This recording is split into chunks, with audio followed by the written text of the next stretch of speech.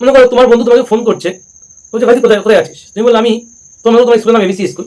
মনে করো তোমার স্কুলের নাম কি বললাম, এবিসি স্কুল। তুমি ছিল তো স্কুলের বাইরে, দাঁড়িয়ে ছিল বাইক নিয়ে কোনো বান্ধবীর জন্য, ঠিক আছে? তুমি স্কুলের বাইরে কোনো বান্ধবীর জন্য দাঁড়িয়ে আছো, তোমার একটা বন্ধু তোমাকে ফোন করলো যে ভাই কোথায় আছিস এখন, তুমি তখন ফোন করে বললে এই তো এবিসি স্কুলের সামনে। তোমার একটা পাশের পাড়ার স্কুল, তোমার স্কুল নাই, তোমার স্কুলে তোমার ঠেলা মাস্টার এটা দেখলে তোমার স্কুল নাই, তোমার পাশে আরেকটি স্কুল, সেই স্কুলের সামনে। তো তুমি যদি স্কুলকে বাং করো, স্কুলে যাওনি, না গিয়ে তুমি বন্ধুকে তোমার বন্ধু ফোন করছে, ভাই কোথায় আছিস, পড়তে আসলে না, তুমি বলছো ভাই আমি তো এবিসি স্কুলের সামনে দাঁড়িয়ে আছি। তাহলে একটা জিনিস বুঝে দেখো।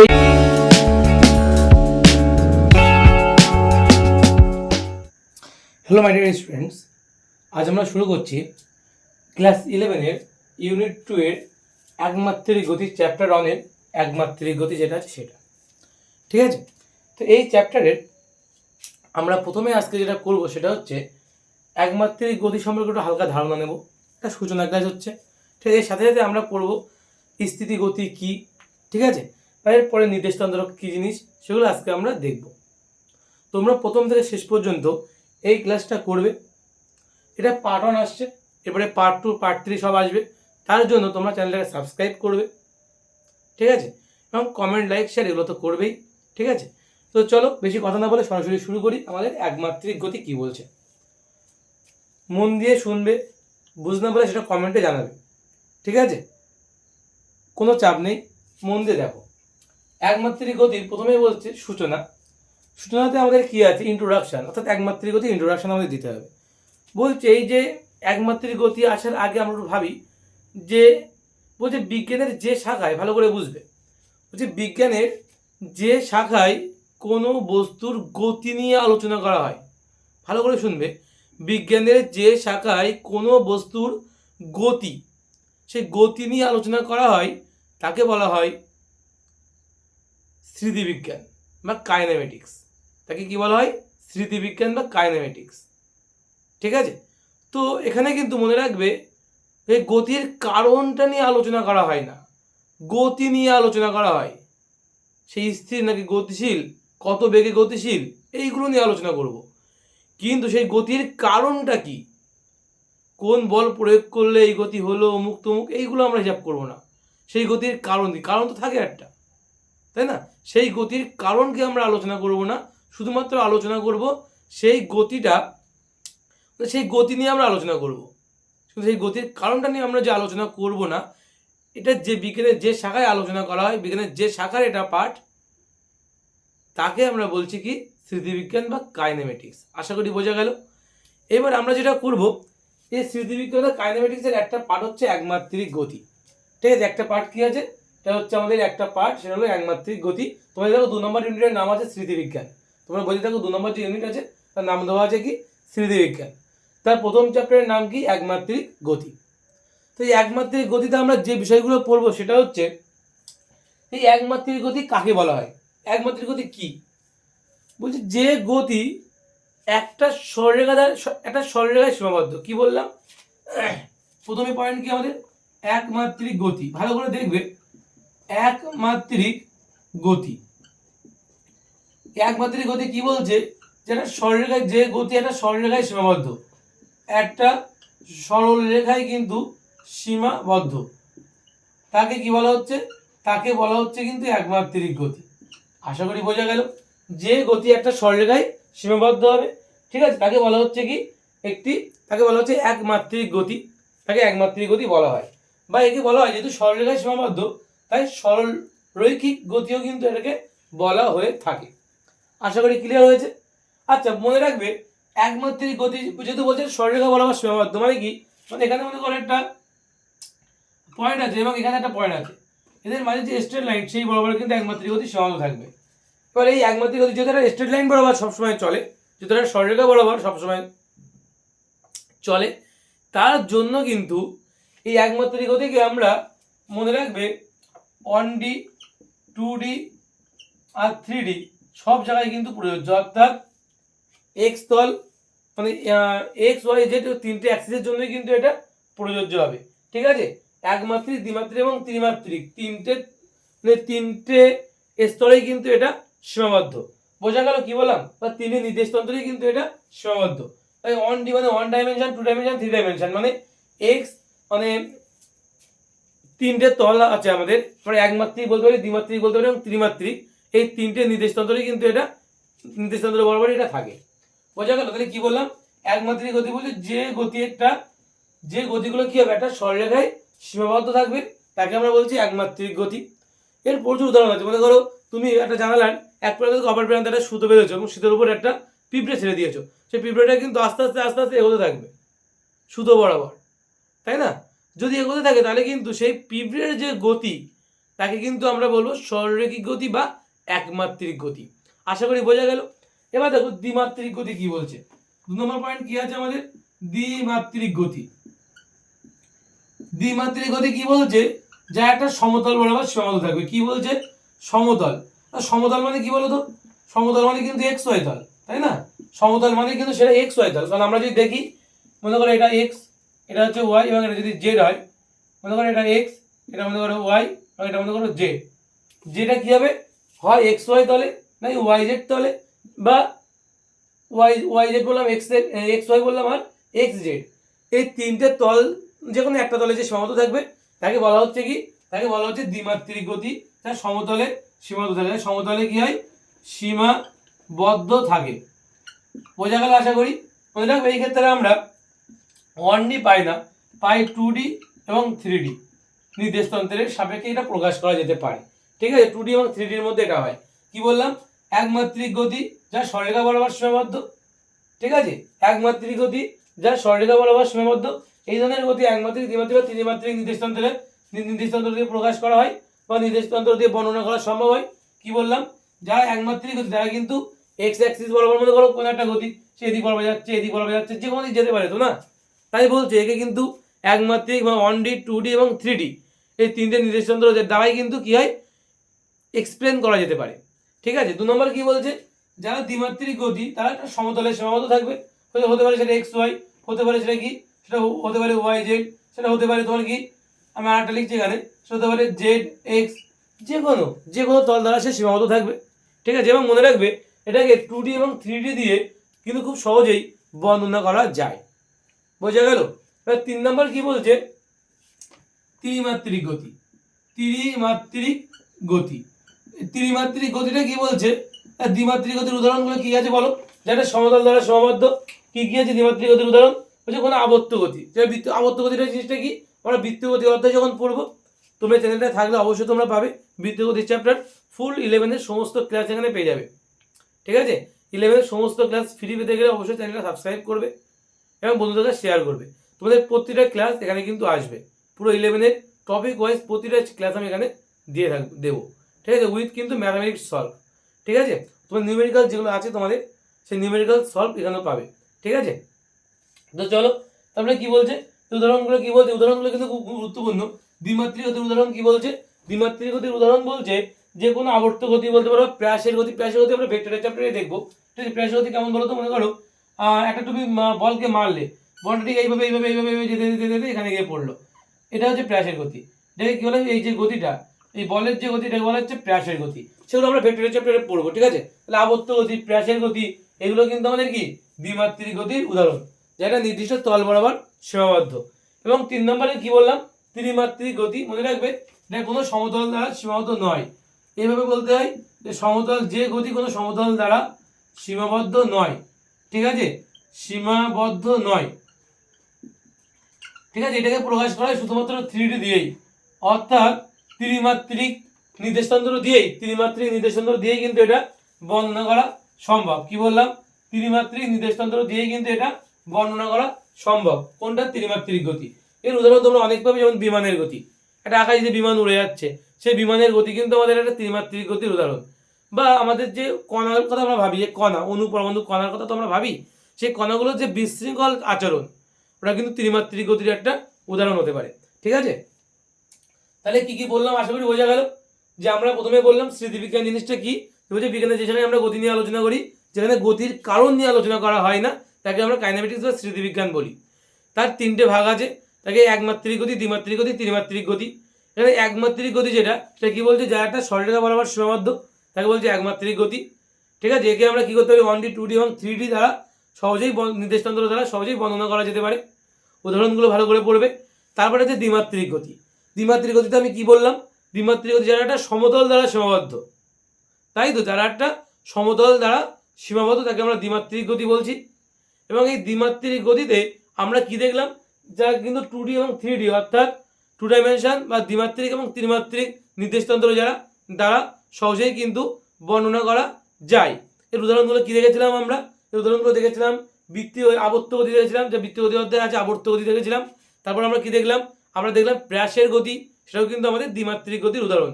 এই উদাহরণগুলো কিন্তু খুব ইম্পর্টেন্ট। 3 নম্বর আমাদের কি আছে? 3 নম্বর আমাদের আছে হচ্ছে ত্রিমাত্রিক গতি, যাটা বলছে কোনো নির্দিষ্ট সমতল দ্বারা সীমাবদ্ধ হবে না, যা ধরা ছোঁয়া যায় তাকে তো ত্রিমাত্রিক বলা হয়, তাই না? ত্রিমাত্রিক, এই পেনটা যে ত্রিমাত্রিক নির্দেশান্তরে আছে কিন্তু, ঠিক আছে? তবে এটা কিন্তু বর্ণনা করতে গেলে আমাদের 3D প্রয়োজন। 2D বা 1D দিয়ে আমাদের কিন্তু এটা নির্দেশতন্ত্র দিয়ে কিন্তু এটা বর্ণনা করা সম্ভব নয়। এখন আমাদের প্রয়োজনীয় নির্দেশতন্ত্র কি সেটা আমরা দেখবো একটু পরে। তবে এরপরে আমাদের যেটা দেখতে হবে সেটা হচ্ছে স্থিতি এবং গতি কি জিনিস। চলো এখন বলি স্থিতি এবং গতি কি জিনিস, মন দিয়ে দেখবে।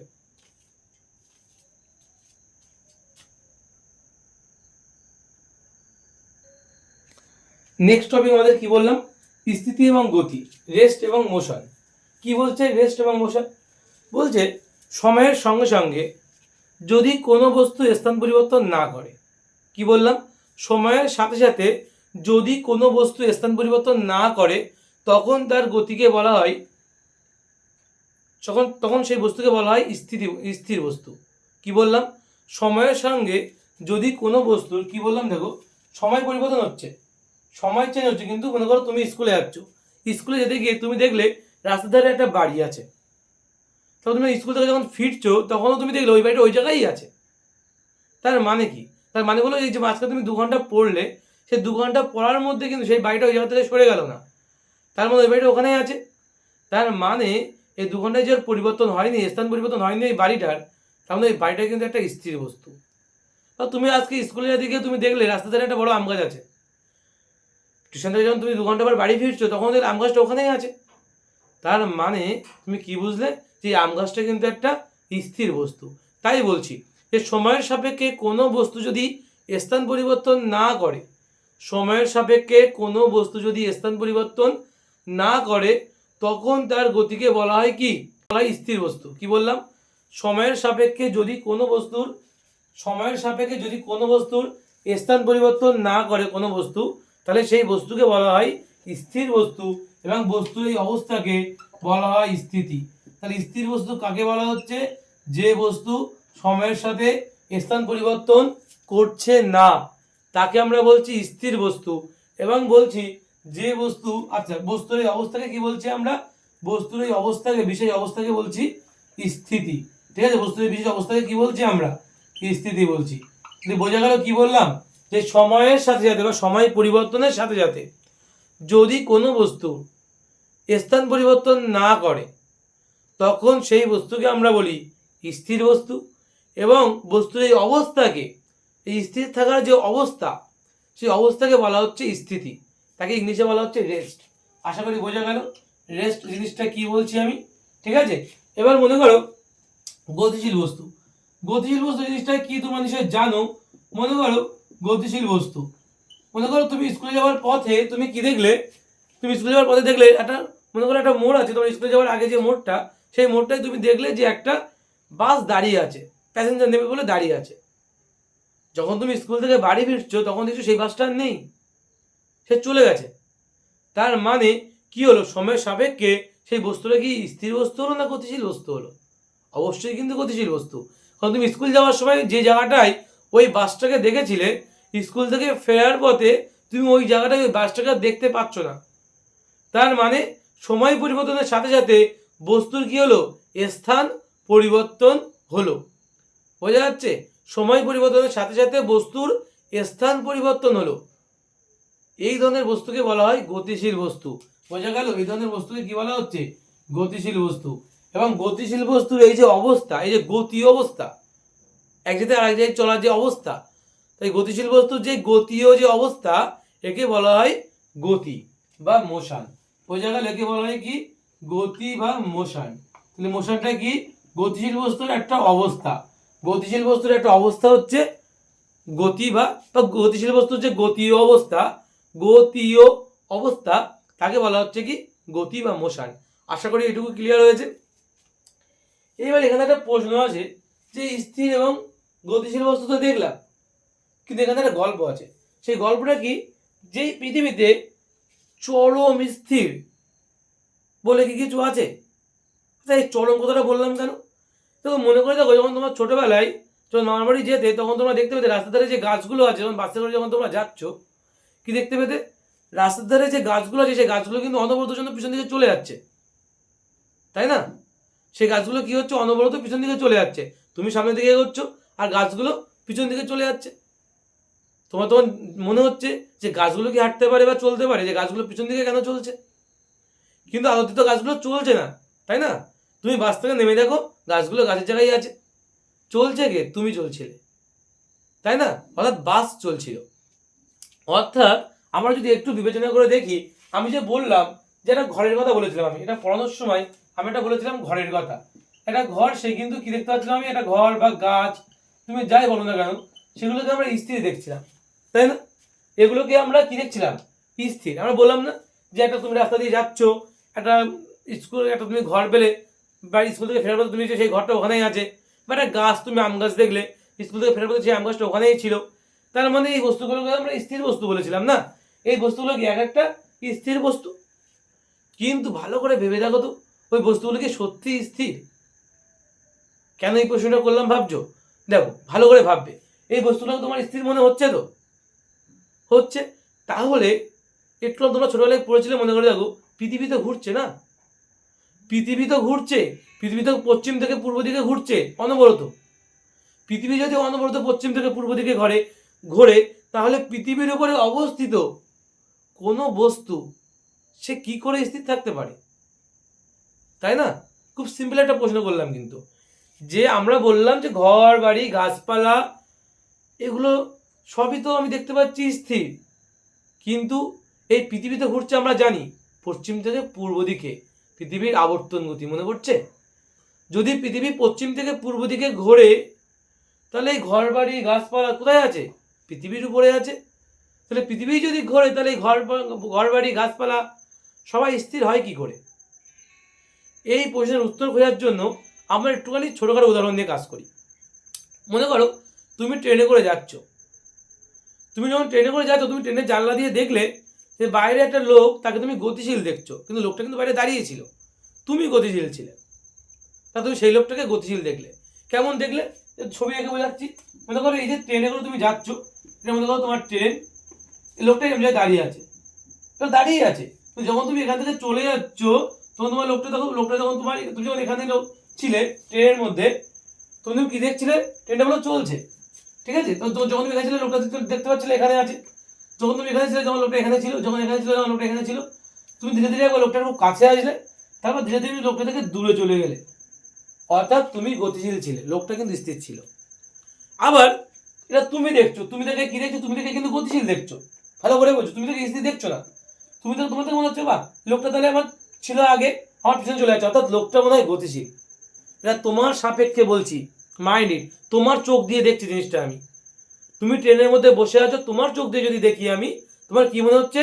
লোকটা গতিশীল। তো দিবি লোকটা তোমার পিছন দিকে চলে গেল, তুমি অনেকটা এগিয়ে বেরিয়ে গেলে। তো তোমার সাপেক্ষে লোকটা কিন্তু স্থির নয়, তোমার সাপেক্ষে লোকটা কিন্তু গতিশীল। আবার একটা ইন্টারেস্টিং জিনিস দেখো, সেই লোকটাই যখন তোমাকে ট্রেনের মধ্যে দেখছে, এখন আমি এই লোকটার মধ্যে চলে গেলাম, এই লোকটার চোখ দিয়ে দেখছি, সেই লোকটাই যখন তোমাকে ট্রেনের মধ্যে দেখছে, তখন কিন্তু সেই লোকটা তোমাকে গতিশীল দেখছে। বোঝা যাচ্ছে আমি কি বোঝাতে চেষ্টা করছি? গতিশীল দেখছে। এখন মনে করো তুমি এই লোকটাকে তোমার ট্রেনের পাশেই বসে নিলে, ভালো করে বুঝবে, ট্রেন চলছে আর লোকটা তোমার পাশে বসে আছে, ভালো করে বুঝবে, তুমিও ট্রেনের মধ্যে আছো, লোকটাও তোমার পাশে ট্রেনে বসে আছে। তোমার বন্ধু কোনো এটা, যদি সে তোমার পাশে বসে থাকে, তাহলে বলো তো, তুমি তোমার পাশে বসে থাকা বন্ধুকে চলন্ত ট্রেনের মধ্যে তাকে গতিশীল দেখবে নাকি স্থির দেখবে? অবশ্যই তাকে স্থির দেখবে, তাই না? তাকে সে তুমি গতিশীল দেখবে না, কারণ ট্রেন গতিশীল আর তোমরা ট্রেনের মধ্যে আছো, তাই তোমরা একেবারে দুজনেই স্থির, একই কামরার মধ্যে একই পাশাপাশি সিটে বসে গল্প করছো। তাহলে তোমরা দুজনেই কিন্তু এখানে কি, তোমরা দুজনেই কিন্তু এখানে অবশ্যই একে অপরকে মাইন্ড ইট, একে অপরকে, অর্থাৎ তুমি তাকে স্থির দেখবে, সে তোমাকে স্থির দেখবে। তোমরা দুজন মিলে যখন বাইরের কোনো কিছু দেখবে, তাকে তোমার আবার গতিশীল মনে হবে। তো তুমি দুজন মিলে তোমরা বাইরে কোনো গাছকে দেখছো, সেই গাছ জন্য পিছন দিকে তোমাদের ছুটে যাচ্ছে, তোমাদের মনে হচ্ছে, তাই তো? তোমাদের মনে হচ্ছে গাছটা যেন পিছন দিকে ছুটে বেরিয়ে যাচ্ছে, কিন্তু আদৌ তো সেটা ঘটছে না। সেটা ঘটছে কি? ঘটছে তো না। তাহলে অ্যাকচুয়ালি আমরা কি বুঝলাম? তাহলে অ্যাকচুয়ালি আমরা বুঝলাম যে যখন আমরা চলন্ত ট্রেনের মধ্যে পাশাপাশি দুজন ছিলাম, তখন আমরা একেবারে স্থির দেখছি, কি যখনই ওই লোকটা যখনই ট্রেনের বাইরে চলে যাচ্ছে, তখন আমরা তাকে গতিশীল দেখছি। আমরা দুজন মিলে যখন ট্রেনের বাইরে তাকাচ্ছি, তখন বাইরের গাছপালাগুলোকে গতিশীল বলে মনে হচ্ছে। তাহলে ব্যাপারটা ঘটছে কি? বাইরের গাছপালা তো গতিশীল নয়। তাহলে একই জায়গায় দাঁড়িয়ে তুমি কিন্তু দুরকম দেখছো, তাই না? একই জায়গায় দাঁড়িয়ে তুমি কিন্তু দুরকম দেখছো। অ্যাকচুয়ালি এই ট্রেনটাকে তুমি মনে মনে পৃথিবী ধরো। তুমি কেন ঘর বাড়িকে স্থির দেখেছিলে এবার বুঝতে পারবে। কারণ দেখো, পৃথিবী ঘুরছে, এই ট্রেনটাকে যদি পৃথিবী ধরি আমি, পৃথিবী ঘুরছে, আর এই পৃথিবীর মধ্যে আমি আছি, গাছও আছে, ঘরও আছে। যেহেতু আমরা সবাই ঘুরছি, তাই আমার সাপেক্ষে এই স্থির বা এর সাপেক্ষে আমি স্থির। ঠিক যেমন ট্রেনের ক্ষেত্রে হয়েছিল, আমার সাপেক্ষে আমার বন্ধু স্থির ছিল, আমার বন্ধুর সাপেক্ষে আমি স্থির ছিলাম, কিন্তু আলটিমেটলি ট্রেনটা বলে চলছিল। ঠিক আছে? তার মানে এই কি বুঝলে এখান থেকে তোমরা? স্থির এবং গতির ব্যাপারটা কিন্তু কার সাপেক্ষে তুমি বিবেচনা করছো তার উপরে তার উপর ডিপেন্ড করে এটা। তুমি ভালো করে বিবেচনা করে দেখো, তুমি আজ যে ঘর বা গাছকে তুমি বলছো স্থির আছে, সেই ঘর বা গাছ সে কিন্তু তোমাকে যদি পৃথিবীর বাইরে পাঠিয়ে দেওয়া হয়, তুমি সেই ঘর বা গাছকে কিন্তু আর স্থির দেখবে না, দেখবে সে চলে চলে যাচ্ছে, ঘুরছে, তাই না? কি বললাম বোঝা গেল? যে ঘর বা গাছকে তুমি এখন মাটিতে দাঁড়িয়ে দেখছো স্থির হয়ে আছে, তুমি একটু পৃথিবীর বাইরে যাও, বাইরে গিয়ে দেখো সেই ঘর বা গাছ কিন্তু আর স্থির নেই। ঠিক আছে? বোঝা গেল কি বললাম? তার মানে এখানে কিন্তু একটা খুব ভালো একটা প্রসঙ্গ, সেটা হলো অবজারভার। ঠিক আছে? অবজেক্ট এবং অবজারভার, কোনটা বস্তু এবং কোনটা পর্যবেক্ষক। কে পর্যবেক্ষণ করছে তার উপর কিন্তু ডিপেন্ড করবে কোন বস্তু গতিশীল নাকি স্থির আছে। বোঝা গেল কি বললাম? ঠিক কেমন বলো তো ব্যাপারটা? মনে করো একটা ছেলে ভালো, একটা ছেলে বললাম ভালো, সে ভালো অ্যাকচুয়ালি, তার মানে তার থেকে ভালো কি পৃথিবীতে আর কেউ নেই? অবশ্যই আছে। আমরা কিন্তু যখন ভালো কথাটা কারোর সঙ্গে জুড়ে দিই না, এই ট্যাগটা মনে রাখবে, এই ট্যাগ যখন আমরা কারোর সঙ্গে জুড়ে দিই, তখন নিঃসন্দেহে কিন্তু এই ভালো কথাটার পিছনে কিন্তু যুক্তি আছে যে কার সাপেক্ষে ভালো। বা বললাম যে রাম খুব লম্বা, এই রামচন্দ্র যে অনেক লম্বা, তার মানে তার থেকে লম্বা কি পৃথিবীতে আর কেউ নেই? অবশ্যই আছে। হয়তো স্বামীর সঙ্গে তুলনা করা হয়েছে, রাম খুব লম্বা, স্বামীর থেকে তো লম্বা, তার থেকেও লম্বা আছে, কিন্তু ওর থেকে তো লম্বা। ব্যাপারটা বুঝতে পারছো? অর্থাৎ তুমি কার সাপেক্ষে মেজারমেন্ট করছো। আজ রামের থেকেও লম্বা যদি কাউকে নিয়ে আসা হয়, তখন কিন্তু রামের থেকেও লম্বা, তো রাম তখন বেটে হয়ে যাবে সেখানে। তাহলে সব কিছুর মূলে কি আছে? সাপেক্ষ।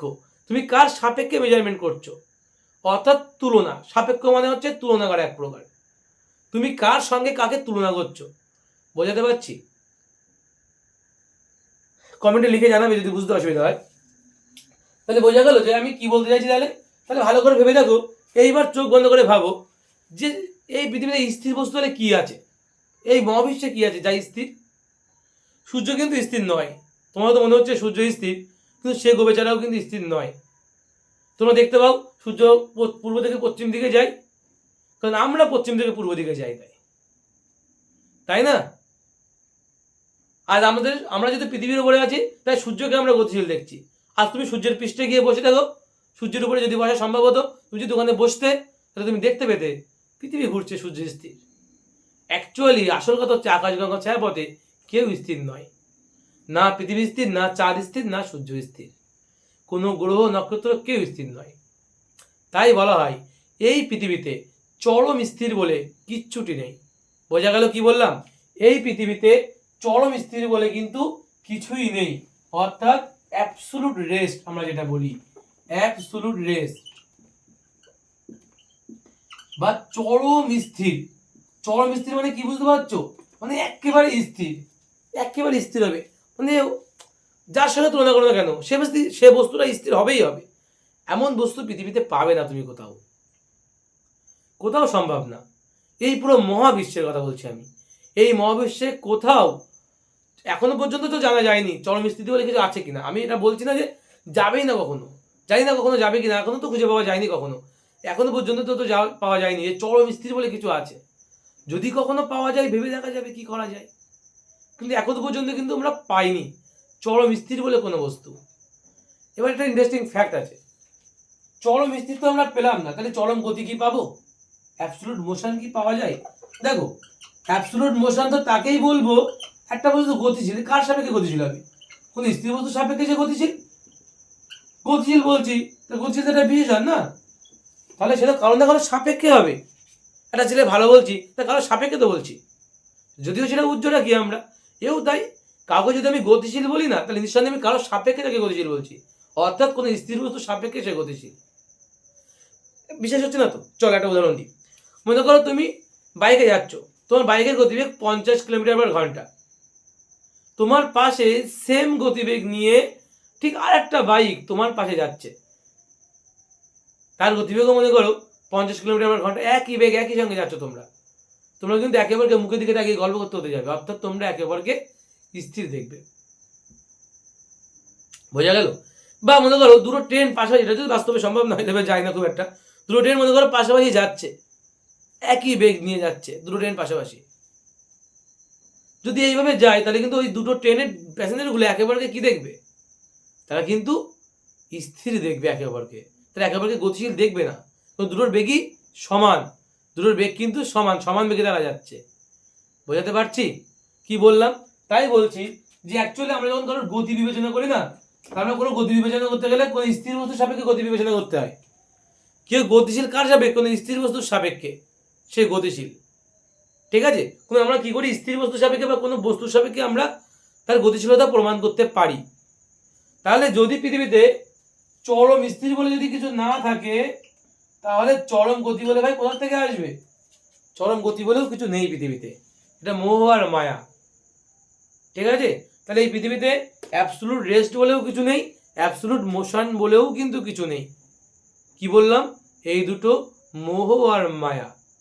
ঠিক আছে? এই ছিল আমাদের চরম স্থিতি আর চরম গতি। আশা করি ক্লিয়ার হয়েছে। যদি না হয়ে থাকে তাহলে অবশ্যই কমেন্টে জানাবে, আর যদি বুঝতে পেরে থাকো সেটাও কিন্তু অবশ্যই কমেন্টে জানাবে। ঠিক আছে? আমরা এরপরে যেটা দেখবো সেটা হচ্ছে নির্দেশতন্ত্র। ঠিক আছে? এরপরে আমরা যেটা দেখবো সেটা কি, নির্দেশতন্ত্র। চলো দেখে নেওয়া যাক।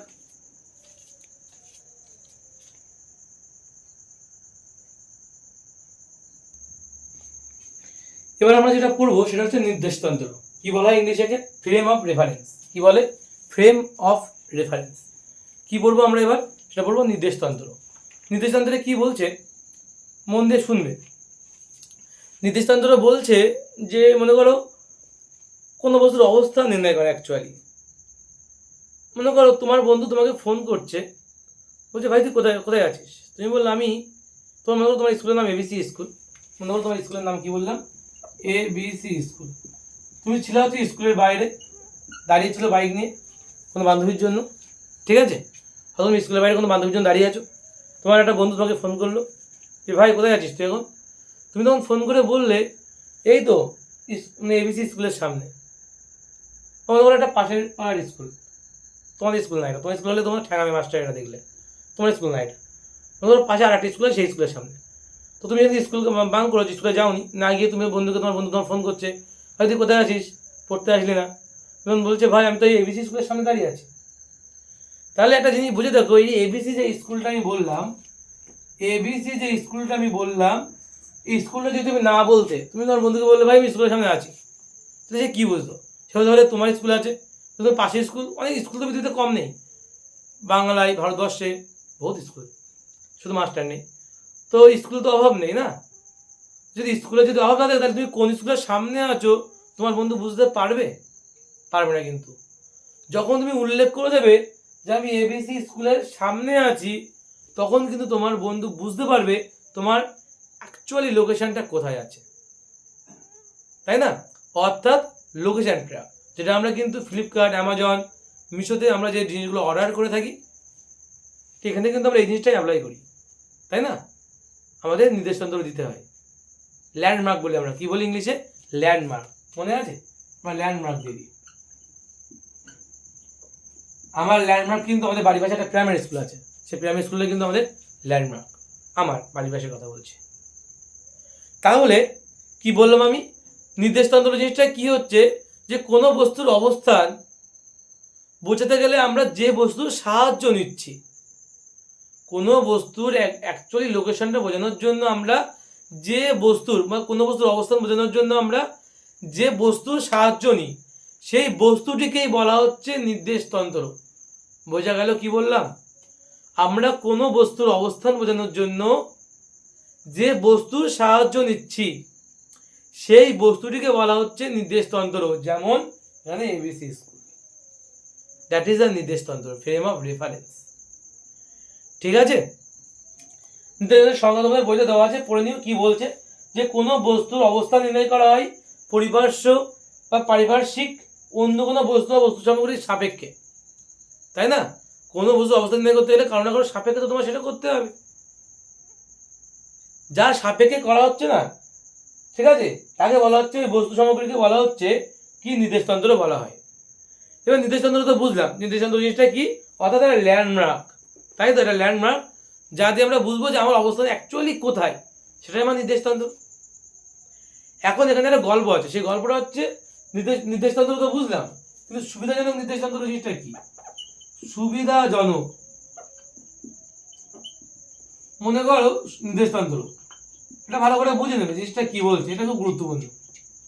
সুবিধাজনক নির্দেশতন্ত্র জিনিসটা কি, দেখো, মনে করো তোমার বাড়িটা যেখানে, সেখান থেকে 2 কিলোমিটার দূরে, ভালো করে বুঝবে।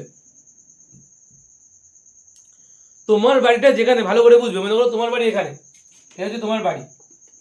তোমার বাড়ি থেকে মনে করো 2 কিলোমিটার দূরে একটা স্কুল আছে, হাই স্কুল, ভালো করে বুঝবে। আর ঠিক তোমার বাড়ির পিছনে একটা বড় মার্কেট আছে, নামডাক আছে আমাদের একটা মার্কেট। বলো তো তোমার বাড়ি, বলো তোমার নির্দেশতন্ত্র ঠিক কোনটা হওয়া উচিত? সুবিধাজনক নির্দেশতন্ত্র। মনে করো তোমার কোনো মিশো থেকে বা ফ্লিপকার্ট থেকে বা অ্যামাজন থেকে কেউ তোমার বাড়িতে জিনিসপত্র ডেলিভারি দিতে আসছে, তুমি তার ল্যান্ডমার্ক হিসাবে কোনটা দেবে? তোমার এই স্কুলের ঠিকানা দেবে, নাকি তুমি এই মার্কেটের ঠিকানা দেবে? তুমি দেখে কি বলবে ফোনে, ভাই তুই এই স্কুলের পাশে, আমি স্কুলের পাশে আছি, একদিন থেকে বলবে এই মার্কেটের পাশে আমার বাড়ি, বাড়িতে চলে এসো। কোনটা বলবে তুমি? নিশ্চয়ই বলবে যে এই মার্কেটের পাশে আমার বাড়ি, মার্কেটে চলে এসো। মনে করো এই মার্কেট তোমার বাড়ির পাশে যে মার্কেট আছে, সেই মার্কেটের নাম করে দেবে, অমুক মার্কেটে আমি আছি, ওখানে চলে এসো, বা তার পাশে আমার বাড়ি, চলে এসো। তাহলে তোমার অ্যাকচুয়ালি ল্যান্ডমার্ক কোনটা, এটা না এটা? দেখো দুটোই কিন্তু ল্যান্ডমার্ক হিসেবে ইউজ করা যেতে পারে, বাট আমরা কোনটা ইউজ করতে পারি? মার্কেটটা ইউজ করলে আমাদের সুবিধা হবে বেশি, তাই না? লোকেশনটাকে আরও সঠিকভাবে বর্ণনা করা যেতে পারে, আমার অবস্থানটা সঠিকভাবে বর্ণনা করা যেতে পারে। কোথায় সেটা? সেটা কিন্তু সঠিক নির্দেশতন্ত্রটা খুব জরুরি। তার জন্য কি দরকার? সুবিধাজনক নির্দেশতন্ত্র। যে কোনো একটা আন্দাজে নির্দেশতন্ত্র দিয়ে দিলাম আর বললাম ঠিক আছে হয়ে গেল, নয়। যেটা তোমার বাড়ির খুব কাছাকাছি কিন্তু ফেমাস, তাকে কিন্তু আমরা সুবিধাজনক নির্দেশতন্ত্র বলে থাকি। ঠিক আছে, সুবিধা নির্দেশতন্ত্র পড়লে তোমরা, আর এরপরে তোমাদের যেটা আছে সব স্থিতিভাবে সব গতি আপেক্ষিক, এটা আমি একটু আগেই বললাম, মোহমায়ের গল্প, তোমরা শুনলে একটু আগেই, ওটাই দেখবা লেখা আছে বইতে, ওটা পড়ে নেবে। আমাদের নেক্সট যে টপিকটা সেটা হচ্ছে কার্টেসীয় নির্দেশতন্ত্র। খুব গুরুত্বপূর্ণ একটা টপিক। এতক্ষণ তো গল্প বললাম, এবার ধীরে ধীরে আমরা মুভ করছি কিন্তু ক্যালকুলেশনের দিকে। তাই এইবার কিন্তু খুব ভালো করে তোমাদের দেখতে হবে।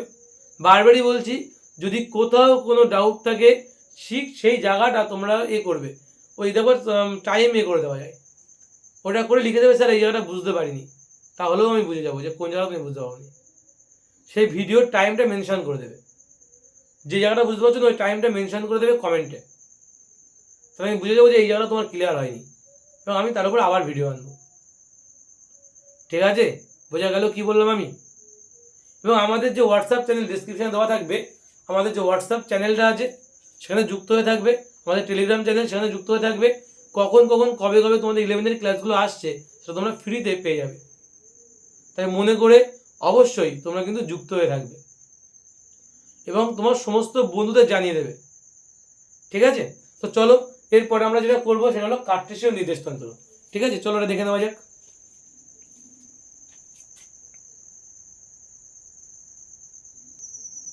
এবার আমরা যেটা দেখবো সবচেয়ে গুরুত্বপূর্ণ একটা টপিক, সেটা হলো কার্টেসীয় নির্দেশতন্ত্র। ঠিক আছে, ফরাসি গণিতজ্ঞ দেকার্ত এই কার্টেসীয় নির্দেশান্তরের আবিষ্কার করেছিলেন বা এনেছিলেন। ঠিক আছে, তো এই কার্টেসীয় নির্দেশান্তরে কী করা হয়, এই কার্টেসীয় নির্দেশান্তরে কিন্তু মনে করো কোনো একটা কণা সেই এক্স অক্ষ বরাবর গতিশীল। মনে করো এখানে একটা আমি ছবি আঁকলাম, কোনো একটা কণা মনে করো সেই এক্স অক্ষ বরাবর গতিশীল, এক্স অ্যাক্সিস বরাবর সে যদি গতিশীল হয়, মনে করো সেটা মূলবিন্দু ও থেকে সেই পর্যন্ত গিয়েছে, এবং এটুকু দূরত্বকে যদি আমি স্মল এক্স ধরি এবং মনে করি এটা পি বিন্দু, তাহলে এই যে এক্স অক্ষ দিয়ে এই এক্সটাকে দিয়ে কিন্তু আমি এর গতিকে সূচনা করতে পারছি, এর গতিকে বর্ণনা করতে পারছি বা বলতে পারছি কতটা দূরত্ব গিয়েছে। বলতে পারছি তো যে মূলবিন্দু থেকে কতটা দূরত্বে বস্তুটা আছে সেটা কিন্তু আমরা বলতে পারবো। এটাকে বলা হয় একমাত্রিক গতি। এটা অতটা গুরুত্বপূর্ণ নয়, আমাদের যেটা পড়তে হবে সেটা হলো দ্বিমাত্রিক গতি। মনে করো কোনো একটা কণা সে কিন্তু ভালো করে দেখবে এই একটা এক্স অ্যাক্সিস এবং একটা ওয়াই অ্যাক্সিস আছে, এবং কোনো একটা কণা এই বিন্দুতে আছে, ভালো করে দেখো এই বিন্দুর পজিশন কি এক্স কমা ওয়াই, ভালো করে বুঝবে এই জায়গাটা, খুব গুরুত্বপূর্ণ একটা জায়গা বলছে কিন্তু। তো এই কণাটার অবস্থান যদি এক্স কমা ওয়াই হয় তাহলে আমি এখান থেকে কি আঁকতে পারি বলো তো, আমি বলতে পারি যে এই কণাটা এখান থেকে এক্স দূরত্ব গিয়েছে, তাই তো, এখান থেকে এক্স দূরত্ব গিয়েছে আর এখান থেকে ওয়াই দূরত্ব গিয়েছে, অর্থাৎ সে এক্স দূরত্ব এখানে গিয়ে তারপর ওয়াই দূরত্ব উপরে উঠেছে, উঠে কোথায় পৌঁছেছে, সে এই বিন্দুতে পৌঁছেছে। বোঝা গেল কি বললাম, সেখান থেকে এক্স দূরত্ব গিয়েছে আর উপরে ওয়াই দূরত্ব উঠে সে ওই বিন্দুটাই পৌঁছেছে, এটা আমরা বলতে পারি।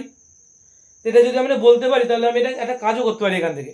সেই কাজটা কি, আমার যদি বলা হয় মূল বিন্দু থেকে কত দূরত্বে আছে, তো নিশ্চয়ই আমি বলবো না এক্স এদিক বরাবর এদিক বরাবর ওয়াই গেলাম, এইভাবে বলবো না, আমি সরাসরি কি করবো, এখান থেকে একটা দাগ টানবো, বলবো এটাই হচ্ছে ওর মূল বিন্দু থেকে দূরত্ব। এখন প্রশ্ন, যদি আমি দাগ টানি দাগের দৈর্ঘ্য কত হবে, আমরা ছোটবেলায় পিথাগোরাসের উপপাদ্য পড়েছিলাম। পিথাগোরাসের উপপাদ্যে কি বলেছিল ভালো করে দেখো, এটা যদি ভূমি হয় এটা যদি লম্ব হয় তাহলে রুট ওভার লম্ব স্কোয়ার প্লাস ভূমি স্কোয়ার। আচ্ছা এই বিন্দুকে ও বিন্দু বলো, এটাকে বলো পি বিন্দু। তাহলে ও পির মান যদি বের করতে হয়, এটা দ্বিমাত্রিক, কিন্তু দেখো এক্স আর ওয়াই তল আছে মানে এটা দ্বিমাত্রিক। তাহলে আমি যদি এখন বলি ও পির মান বের করতে গেলে কি করবো, তাহলে আমরা রুট ওভার লম্ব স্কোয়ার মানে কি, লম্ব এখানে ওয়াই, তাহলে Y square plus X square, এটাকে গুছিয়ে লিখলে root over x square plus Y square করলে কিন্তু আমরা কি পাবো, আমরা কিন্তু পেয়ে যাবো যে লাল দৈর্ঘ্যটুকুর মান কত, তাই তো। এই লাল দৈর্ঘ্যকে আমরা কি বলছি, ওপি বলছি। ঠিক আছে, বোঝা গেল কি বললাম আমি, তার মানে এটাই কিন্তু আমাদের কার্টেসীয় নির্দেশতন্ত্র। যা মনে রাখবে, কার্টেসীয় নির্দেশতন্ত্রকে এক্স ওয়াই এবং জেড দিয়ে প্রকাশ করা হয়। কি করা হয়, এক্স ওয়াই এবং জেড দ্বারা প্রকাশ করা হয়। কেন বলছি একটু পরেই বুঝতে পারবে, কারণ আমরা পোলার নির্দেশতন্ত্র যখন পড়বো তখন আমাদের ক্লিয়ার হয়ে যাবে কেন এটাকে এক্স ওয়াই জেড দিয়ে প্রকাশ করা হয়। কারণ পোলারটাকে কিন্তু আমরা প্রকাশ করছি আর থিটা এবং ফাই দিয়ে। ঠিক আছে, তো ভালো করে বুঝবে এটা কিভাবে হলো। তাহলে আমি এই বিন্দুতে পৌঁছাচ্ছি কিভাবে, বোঝাবে আমার অবস্থা যদি এই বিন্দুতে হয় তাহলে মূল বিন্দু থেকে কত দূরত্বে আমি আছি। যদি আমার বের করতে হয় তাহলে আমি কি হচ্ছে, এটা এক্স গেলাম এটা ওয়াই গেলাম, তাহলে আমার এক্স ও পির মান বের করতে গেলে এটা কি করতে পারি, এটাকে আমরা সমকোণী ত্রিভুজ বলতে পারি। ভালো করে দেখো এটা সমকোণী ত্রিভুজ, আর এটা কি, এটা তোমার 90 ডিগ্রি, তাই না। সমকোণী ত্রিভুজে 90 ডিগ্রি হলে অতিভুজ এইটা, এটা ভূমি এটা লম্ব, তাই তো। তাহলে অতিভুজের সূত্র কি, অতিভুজ সমান সমান লম্ব রুট ওভার লম্ব স্কোয়ার প্লাস ভূমি স্কোয়ার। সেখান থেকে আমরা মান বসালাম, মান বসে এই সূত্রটা পেলাম। আশা করি তোমরা কম বেশি সবাই এই সূত্রটা ক্লাস 7-এ 8-এ 9-এ 10-এ এই সূত্রটা কিন্তু বহুবার তোমরা করেছো। ঠিক আছে, এটা ছিল আমাদের দ্বিমাত্রিক এই কার্টেসীয় নির্দেশতন্ত্র। যদি ত্রিমাত্রিক দেশে হয় তাহলে ভালো করে বুঝবে, ত্রিমাত্রিক দেশ হলে মনে করে এটা এক্স ওয়াই তল আছে, এটা মনে করো জেড অ্যাক্সিস, ভালো করে বুঝবে।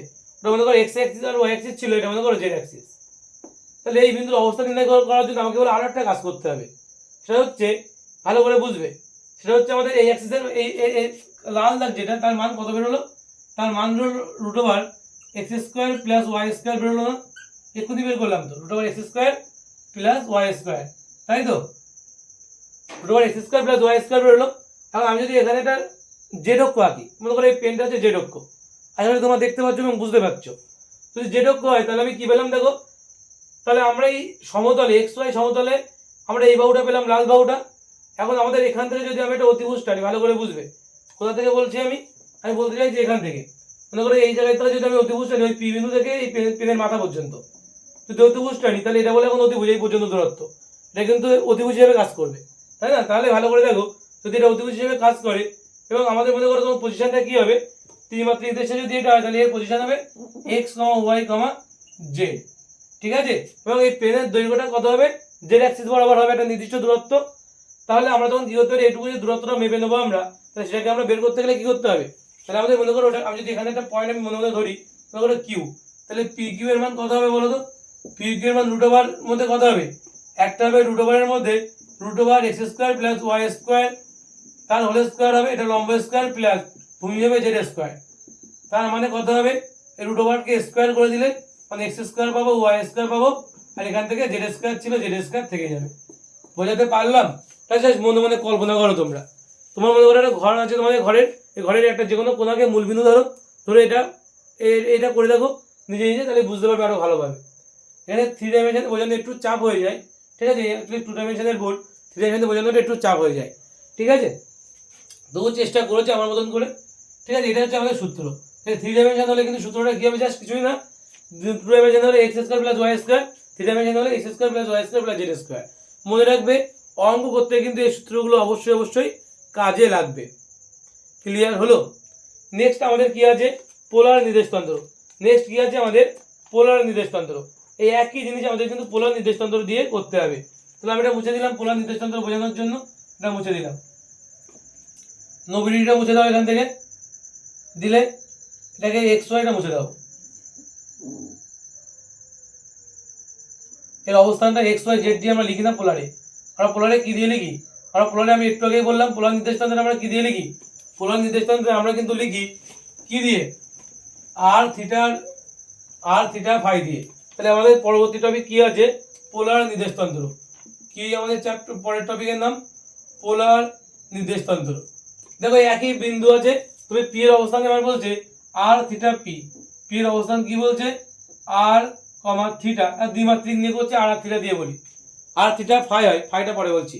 যদি আর থিটা আমি যদি দিয়ে বলি যদি, তাহলে কি হবে দেখো, আর থিটা যদি পি বিন্দুর অবস্থান হয়, তাহলে এই আরটা মানে কি বলতো, এই আর মানে কিন্তু এইটা, এই লাল দাগটাকে বলা হচ্ছে আর, ঠিক আছে। এই বরাবর একটা কি করা হয়েছে, অটোমেটিক্যালি এই বরাবর একটা বৃত্ত কল্পনা করা হয়েছে, ঠিক আছে, এই বরাবর একটা বৃত্ত কল্পনা করা হয়েছে, ঠিক আছে, এই বরাবর একটা বৃত্ত কল্পনা করা হয়েছে, যার ব্যাস কেন্দ্র হচ্ছে এইটা, ঠিক আছে, এবং এটা হচ্ছে আমাদের ব্যাসার্ধ আর বলা হয়। আর থিটা মানে কি, এক্স অ্যাক্সিসের সাথে যে কোণটা করে তাকে আমরা বলছি থিটা। এভাবেও তো বর্ণনা করতে পারি পি বিন্দুকে, পি বিন্দু যেমন আমরা বলতে পারি এক্স অক্ষ বরাবর এদিক যাও, ওয়াই অক্ষ বরাবর এদিক যাও, কার্টেসিয়ান নির্দেশান্তরে দেখলাম। আমরা এইভাবেও বলতে পারি যে তুমি এখান থেকে যেটুকু দূরত্বে ছিলে, এইভাবে তুমি থিটা দূরত্ব উপরে উঠলে তুমি যে বিন্দুতে পৌঁছাবে সেটা তোমার কিন্তু পি বিন্দু হবে। এভাবেও কিন্তু বলা যেতে পারে, ভালো করে বুঝবে কি বললাম। যে মনে করো তুমি এখান থেকে এইটুকু দূরত্বে ছিল, আর দূরত্ব বললাম, যে তুমি মূল বিন্দু থেকে আর দূরত্বে যাও, কি ওখান থেকে থিটা কোণ করে উপরের দিকে ওঠো, ভালো করে বুঝবে কি বলছি আমি। তুমি মূল বিন্দু থেকে আর দূরত্বে যাও, তো ওখান থেকে থিটা কোণ করে উপরে ওঠো, তুমি যে বিন্দুতে পৌঁছাবে সেটা তোমার হচ্ছে আর থিটা। এভাবেও তো বর্ণনা করা যেতে পারে নাকি, করা যায় তো নাকি, যাবে নিশ্চয়ই এইভাবে। যদি এইভাবে করা যায় তাহলে এখান থেকে আমরা একটা কাজ করতে পারি, যদি এটা থিটা হয় এবং আমি একটা ছোট্ট কাজ করবো এখান থেকে, সেটা হচ্ছে এটা এখান থেকে মুছে দিয়ে এখানে ডট ডট দাগ টানবো, ঠিক আছে, ডট ডট দাগ যদি আমি টানি, এবং আগের বারের মতন এটুকুকে আমরা ধরেছিলাম এক্স আর এটুকুকে ধরেছিলাম ওয়াই, তাই তো, এটুকুকে এক্স ধরেছিলাম এটুকুকে ওয়াই ধরেছিলাম, ঠিক আছে। তাহলে আমরা এখন কি বলতে পারি বলো তো, এই এক্স মানে কি বলতে পারি, তোমরা তো ক্লাস 10 পড়েছো, তাই না, এক্স মানে কি বলতে পারি দেখো ভালো করে, এক্স মানে আমরা বলতে পারি, ভালো করে দেখবে এটা,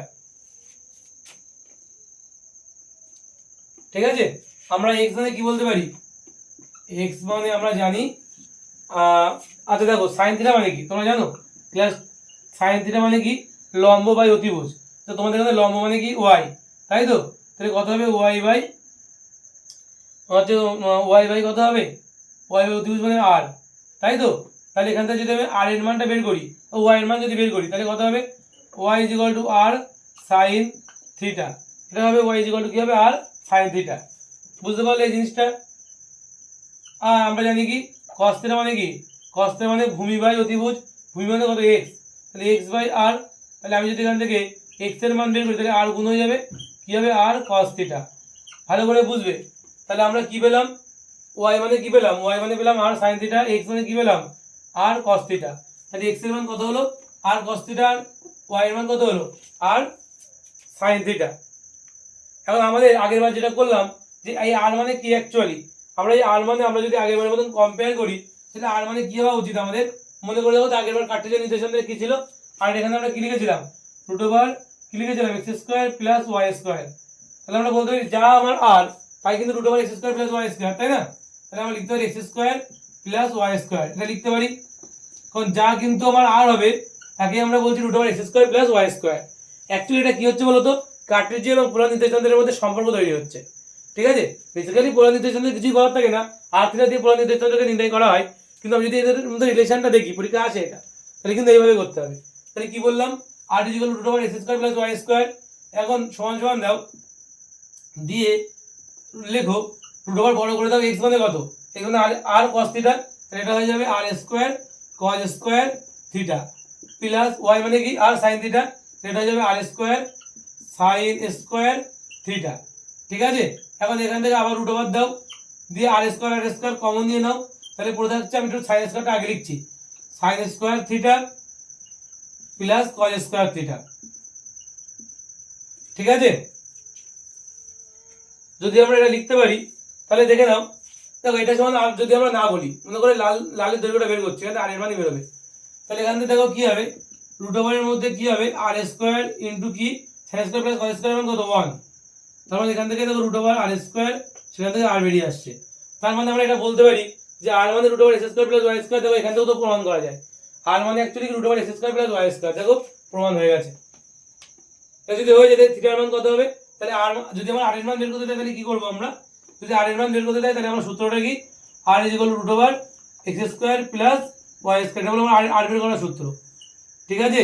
আর যদি আমাদের অঙ্কে থিটা বের করতে চাই তাহলে আমরা কি করব, আমরা জানি থিটা মানে কি, ট্যান থিটা মানে কি লম্ব বাই ভূমি, লম্ব মানে হচ্ছে ওয়াই আর ভূমি মানে এক্স, তাহলে থিটার মান বের করতে গেলে এটা বলে ট্যান ইনভার্স, দেখে নাও ইনভার্স মানে মাথায় -1, ইনভার্স মানে কি মাথায় -1, পাশে হবে কি ওয়াই বাই এক্স, এটা কার মান বেরোবে, এটা বেরোবে আমাদের থিটার মান, বোঝা গেল। মানে কত ডিগ্রি কোণ করবে আর কত বাহুর মান কত হবে সেটা, এই পোলারকে কার্টেসীয় দিয়ে প্রকাশ করলাম, ঠিক আছে। পোলারকে কি করলাম, কার্টেসীয় দিয়ে প্রকাশ করলাম, ঠিক আছে।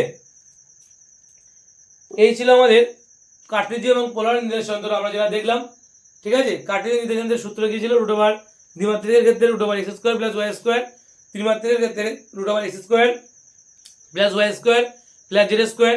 যদি আমরা পোলার নির্দেশান্তর দিয়ে বলি তাহলে কিন্তু আমরা কি দিয়ে প্রকাশ করি সেটাকে, আর এবং থিটা এবং ফাই দিয়ে। যদিও তোমাদের ত্রিমাত্রিকটা তোমাদের সিলেবাসে নেই, তাই এটা করানো হয় না, পোলার নির্দেশান্তরের দ্বিমাত্রিক পর্যন্তই আছে, ঠিক আছে। এবং আর কি বললাম এখান থেকে আমি, আর যেটা বললাম সেটা হচ্ছে যে কার্টেসীয় এবং পোলার নির্দেশান্তরের মধ্যে সম্পর্কটা কি, মনে রাখবে আর সমান সমান root over x square plus Y square, যার প্রমাণ আমি বোর্ডে অলরেডি করে দিয়েছি। এবং থিটার মান বের করতে দিলে কিভাবে বের করবে, tan inverse y by x. আশা করি এই পর্যন্ত বোঝা গেল, ঠিক আছে। এটাই তোমাদের ছিল আমাদের আজকে কার্টেসীয় এবং পোলার নির্দেশান্তরের ব্যাখ্যা, ঠিক আছে, বা এক্সপ্লেন করলাম আমি। এবার আমি তোমাদের কয়েকটা সূত্র বলবো, এই সূত্রগুলো একটু বাড়িতে পড়ে দেবে, ঠিক আছে। সূত্রগুলো হচ্ছে এটাই, তোমাদের ডেরিভেটিভ এবং ইন্টিগ্রেশনের কিছু সূত্র আমি লিখে দিচ্ছি, এই সূত্রগুলো তোমরা বাড়িতে একটু পড়বে, বাড়িতে মুখস্থ করবে। তোমাদের যারা যেখানে তোমরা ম্যাথ পড়ো সেই ম্যাথ স্যার অবশ্যই তোমাদের কিন্তু সেইগুলোর করে দেবে। তোমাদের ইন্টিগ্রেশন ক্লাস 11 নেই, 12-এ আছে, এবং ডেরিভেটিভটা ক্লাস 11-এ আছে।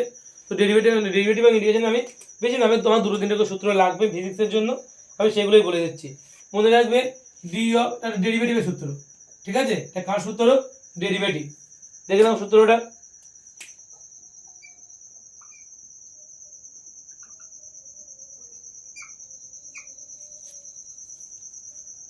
ডেরিভেটিভের সূত্রগুলো কি কি বলছি আমি, মনে রাখবে ডেরিভেটিভকে ডি বাই ডিএক্স দিয়ে প্রকাশ করা হয়।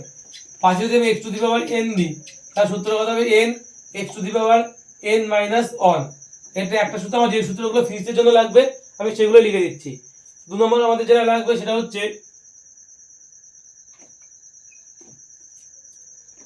ডি ডিএক্স, ঠিক আছে।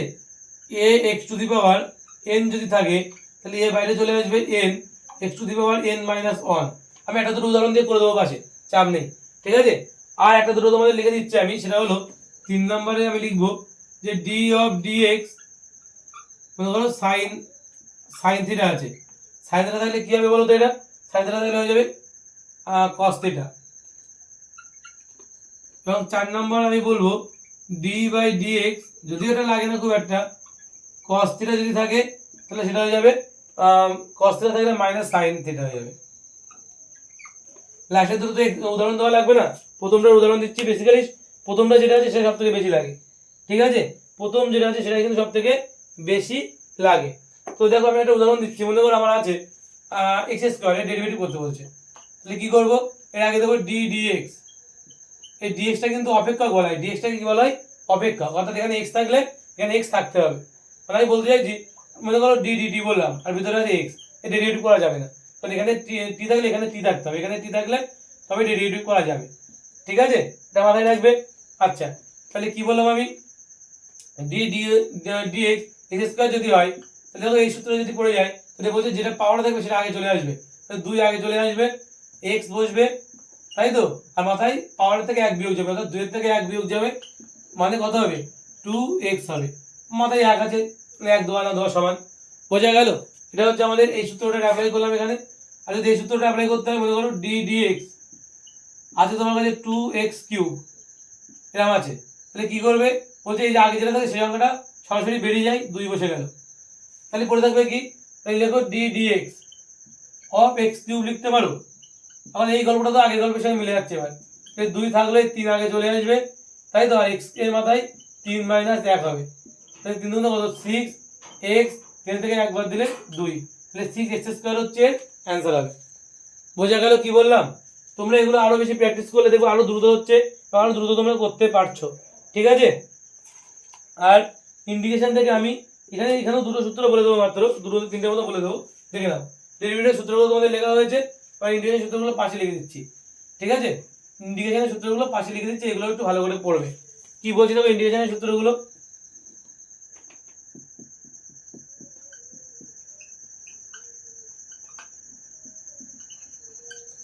ইন্টিগ্রেশন মানে হচ্ছে সমাকলন, ঠিক আছে? এটাকে বলা হচ্ছে ডেরিভেটিভস, এটাকে বলা হচ্ছে ইন্টিগ্রেশন, ঠিক আছে?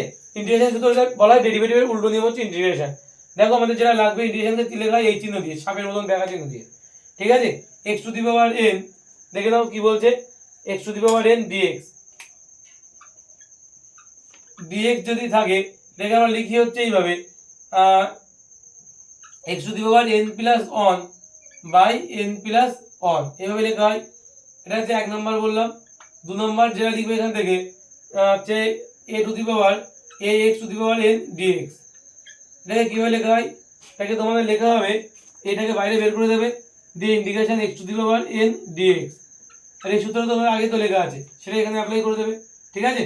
কত হবে? এ আগে থেকে যাবে into X to the power N plus one by N plus one, ঠিক আছে? 3 নম্বর সূত্র কি বলছে? ইন্টিগ্রেশন কি হবে? এটা ডিএক্স বাই এক্স, এটা পরীক্ষায় মাঝে মাঝে আসে, এবারে অঙ্ক আসে। ডিএক্স বাই এক্স তাহলে তাকে আমরা লিখবো log of x, log x, ঠিক আছে?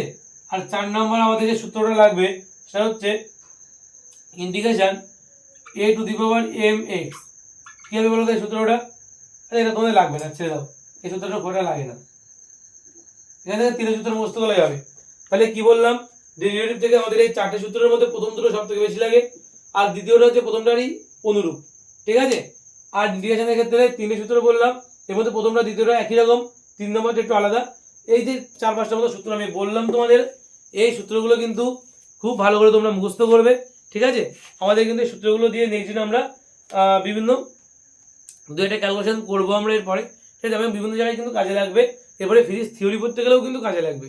সুতরাং এই সূত্রগুলো কিন্তু তোমরা ভালো করে রেডি করবে। আশা করি ক্লিয়ার হয়েছে, ঠিক আছে? নেক্সট দিন আমরা ঠিক আছে পরের গতি থেকে শুরু করে গতি সংক্রান্ত বিভিন্ন ভৌত রাশি সেগুলো আমরা পড়বো, ঠিক আছে? এটা ছিল আমাদের প্রথম ক্লাস। কেমন লাগলো অবশ্যই কমেন্টে জানাও, ঠিক আছে?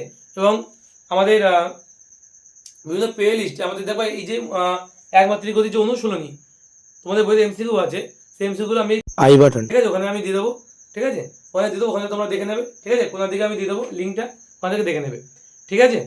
আর এই ছিল আমাদের টোটাল ক্লাস। কেমন লাগলো অবশ্যই কমেন্টে জানাবে, সাবস্ক্রাইব করবে, লাইক করবে, কমেন্ট করবে, শেয়ার করবে, ঠিক আছে? ধন্যবাদ সবাইকে।